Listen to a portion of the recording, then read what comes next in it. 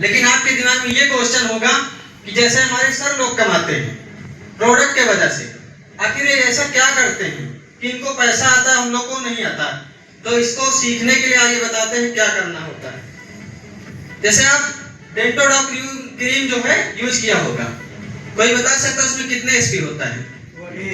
एक होता है ना।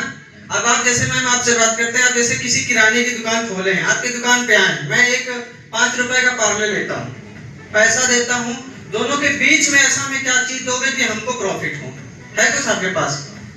मतलब जैसे आपको पैसा दिया और आपने सामान दिया, लेकिन दोनों के बीच में हमें कुछ चाहिए ऐसा कि प्रॉफिट हो और उसकी वजह से हम पूरी जिंदगी आपकी दुकान पे आए, है ऐसा? कुछ नहीं है ना। लेकिन जो आप नहीं करते हो या किराना स्टोर वाले नहीं करते, वो हमारी संस्था करती है। आइए बात करते हैं क्या करती है जो हमारी संस्था के हर लोग दीवाने हो जा रहे हैं। ये हमारा डेंटोडॉक क्रीम है, शॉर्ट में लिखते हैं, समझ में आ रहा है?